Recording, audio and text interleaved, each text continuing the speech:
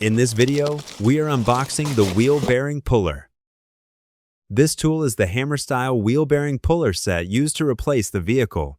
The kit is primarily used for removing wheel bearings, axle shafts, brake drums, rear axle stubs, and other interference fit components. It can also handle some rusted or seized shaft type parts. These two parts are universal wheel bearing puller plates. It used to mount over the wheel bearing to pull the axle shaft. The center component is the slide hammer main shaft with impact slide hammer. It uses the inertia force of the hammer to apply a sudden impact load to the seized component, pull it off the shaft. These two sets are 3-jaw and 2-jaw puller hooks. Before using, we need to assemble them. Take the puller hooks and the matching bolts. Install the hooks onto the 3-jaw puller plate. Install the remaining hooks one by one. This is what it looks like after assembly. This puller plate can be used in two ways. We can use the upper screw to install and can convert it into a standard 3-jaw puller for removing shaft-type components. Or you can pair it with the slide hammer puller. First, take the slide hammer puller. Rotate the locking nut at the top rearward. Install the adjusting plate.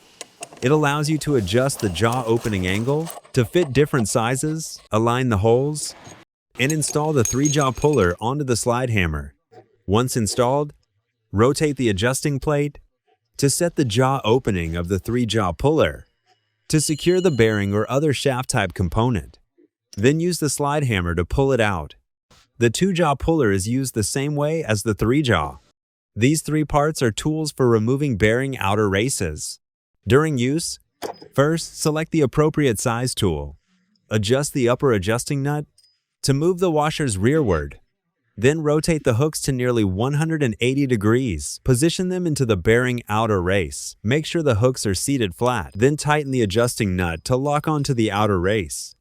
Connect the other side of the tool to the puller and use it to extract the outer race.